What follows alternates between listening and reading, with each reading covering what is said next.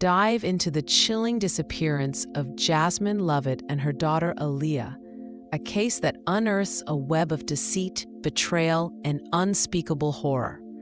Prepare to confront the darkness lurking beneath the surface of seemingly ordinary lives.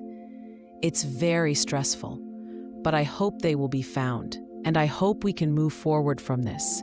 These words, uttered by Robert Leeming, mask a chilling truth. His fidgety demeanor and carefully constructed innocence crumble under the weight of suspicion. Leeming, the live-in partner of Jasmine Lovett, became the prime suspect when Jasmine and her young daughter vanished without a trace in May 2019. The ensuing investigation would reveal a horrifying narrative, earning him the grim title of Canada's Chris Watts. Rewind to 2017, when Jasmine Lovett and Roby Anderson welcomed their daughter Aaliyah. Jasmine, a vibrant young woman in her early 20s, appeared to have it all. However, beneath the surface, their relationship was fracturing. Roby's behavior grew increasingly erratic, marked by late nights, intoxication, and escalating aggression. One terrifying incident led Jasmine to seek an emergency protection order, only to revoke it weeks later, a decision shrouded in mystery. Ultimately, Jasmine and Roby separated, with Jasmine gaining custody of Aaliyah. Despite the challenges, they maintained a semblance of civility, focusing on co-parenting for their daughter's sake. Jasmine found solace in her close-knit family, particularly her mother and sister. Seeking a fresh start, Jasmine ventured into the world of online dating, where she encountered Robert Leeming. Leeming, a 34-year-old originally from the UK, presented himself as a stable and attentive partner. His past, however, was marked by social isolation and a failed marriage. He found solace in online forums, where he met his first wife, a Canadian teacher. The marriage ended in divorce, with his ex-wife retaining full custody of their son. Despite his past, Leeming seemed eager to embrace a new chapter with Jasmine. Their relationship moved at breakneck speed, culminating in Jasmine and Aaliyah moving into Leeming's home just a month after they met. The rapid progression of their relationship raised eyebrows, particularly among Jasmine's family. While Leeming appeared devoted to Jasmine and Aaliyah, her sister, Genevieve, couldn't shake a nagging unease. On April 14, 2019, at a family dinner, Genevieve noticed a subtle distance between Jasmine and Robert. It was a fleeting observation, but enough to spark concern. The sisters planned to meet again on Good Friday, April 19th, but Jasmine never showed. Genevieve's worry intensified with each unanswered call and text. Jasmine's uncharacteristic absence prompted Genevieve to drive to Jasmine and Robert's house, where she was met with an eerie silence. 2 days later, Jasmine's mother, Kim, visited the house, only to encounter the same unsettling stillness. Near the front door, she noticed 2 pairs of sneakers, one freshly cleaned and soaking wet, a detail that would later prove significant. Kim left a note, hoping to elicit a response from Jasmine or Robert. Days turned into nights, and still, there was no word. On April 23rd, Jasmine missed a long-standing family dinner, a tradition she would never break. Genevieve's growing dread compelled her to file a missing persons report. She recounted everything she knew about Jasmine's life, desperate to uncover the truth behind her sister's disappearance. Initially, detectives considered the possibility that Jasmine had left voluntarily, but Genevieve vehemently dismissed the idea. Jasmine would never abandon her family, especially her daughter Aaliyah. Investigators also explored Jasmine's past relationship with Roby, but he was quickly ruled out as a suspect. However, as they delved deeper into Jasmine's relationship with Robert, they uncovered a web of complexities. Jasmine had confided in Genevieve about the troubles she faced with Robert. They had briefly separated, only to reconcile. During their separation, Jasmine had become pregnant and made the difficult decision to terminate the pregnancy. Financial stress further strained their relationship. With Roby no longer providing child support, Jasmine bore the full burden of providing for herself and Aaliyah. She longed to return to the workforce, feeling trapped and resentful. Genevieve's account convinced detectives that Jasmine's disappearance was not a simple runaway case. They launched a full-scale investigation, piecing together a timeline of events leading up to her vanishing. Jasmine and Aaliyah were last seen at a family dinner on April 14th. The following day, they were captured on CCTV footage at a local grocery store. On April 16th, Robert dropped Aaliyah off at daycare, but later that day, he wasn't on the authorized pickup list. Jasmine had to personally authorize the daycare staff to release Aaliyah into his care. This seemingly minor detail marked the last time Jasmine and Aaliyah were ever seen or heard from again. On April 18th, Jasmine's credit card was used to place a food delivery order, raising further suspicions. The investigation's focus shifted to Robert, the last person seen with Jasmine and Aaliyah. Genevieve had revealed the tensions in their relationship, their breakup, reconciliation, and financial struggles, making Robert a prime suspect. On April 24th, police conducted a welfare check at Robert's home. Their initial attempts to contact him were met with silence. The note left by Jasmine's mother remained untouched, and the front door's window was covered with cellophane. A wet trunk liner lay drying over the air conditioner, and the garden hose had been unwound, suggesting a recent cleanup. These observations echoed the freshly cleaned sneakers seen by Jasmine's mother, painting a picture of a desperate attempt to conceal something. The police realized that the house hadn't been abandoned. Someone had been there cleaning and moving things around. Unable to gain entry, they called the fire department, who used a ladder truck to peer into the upper floors. As the fire truck arrived, the lights inside the house flickered on, and Robert finally opened the door. His explanation was rambling and incoherent, claiming he had been sleeping with earplugs in and had been drinking and smoking cannabis. Robert's erratic behavior and inconsistent story raised red flags. The officers decided to delve into his past, uncovering a history of emotional abuse in his previous relationship. His ex-wife had reported gaslighting, verbal mistreatment, and neglect. The investigation into Robert Leeming's past revealed a pattern of controlling and abusive behavior, casting a dark shadow over his relationship with Jasmine Lovett and raising chilling questions about their final days together. Robert Leeming presented himself as an ordinary man, but beneath the surface lurked a history of alarming behavior. His growing collection of weapons was just the tip of the iceberg, a visible manifestation of a deeper, more sinister nature. His ex-partner's fears were not unfounded. She reported him for animal mistreatment, a disturbing precursor to the violence that would later unfold. This pattern of cruelty towards the vulnerable is a common thread in the profiles of many violent offenders. Leeming's treatment of the family dog was a chilling indicator of his potential for violence.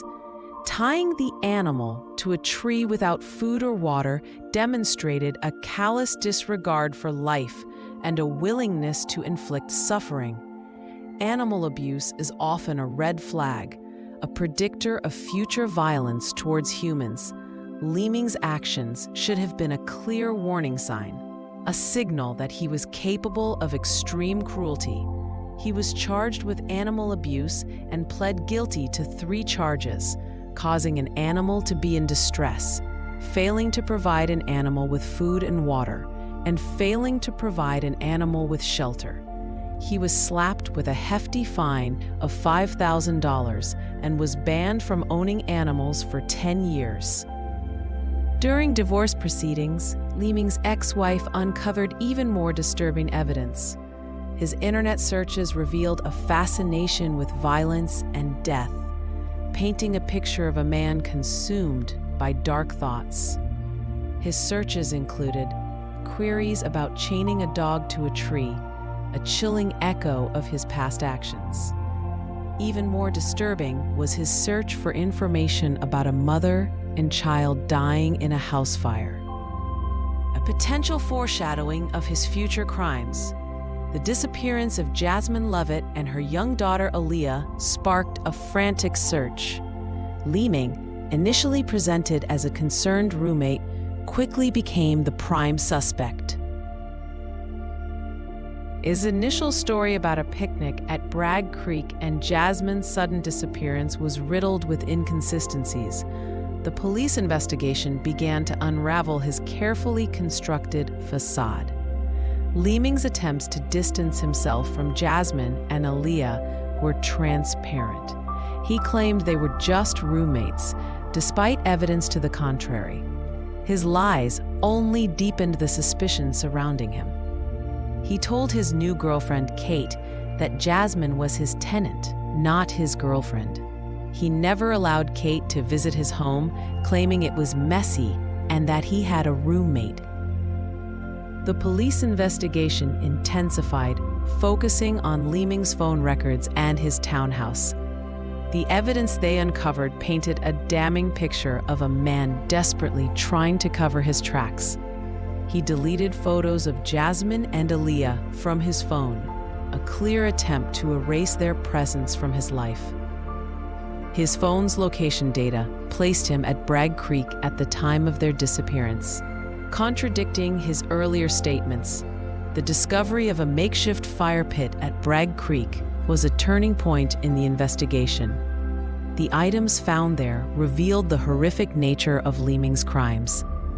Investigators found a car seat belt, toddler shoes, diapers, parts of children's books, and a Jungle Book DVD. Scent dogs detected the presence of an accelerant, confirming that the fire had been deliberately set. A search of Leeming's townhouse revealed a series of bizarre and disturbing items. The front door was barricaded, the walls had been sanded down, and raw bacon was scattered throughout the house. They found a plastic hammer filled with sand, boxes of blue moving blankets, a gun safe packed with weapons, and Jasmine's shredded passport. The raw bacon was particularly unsettling, a macabre attempt to throw off scent dogs. Despite the mounting evidence against him, Leeming gave interviews to the media proclaiming his innocence. His demeanor, however, was unsettling, suggesting a man under immense pressure.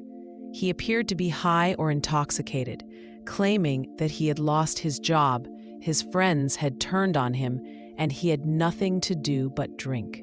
He complained about the police, accusing them of destroying his house.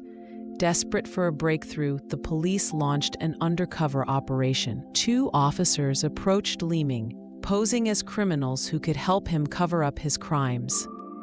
They played on his insecurities and fears, feeding him a false narrative and offering him a way out. Their manipulation proved effective, as Leeming began to open up and reveal his darkest secrets. Under the guise of criminal camaraderie, Leeming confessed to the murders of Jasmine and Aaliyah. He described how he had disposed of their bodies at Bragg Creek, attempting to conceal his actions.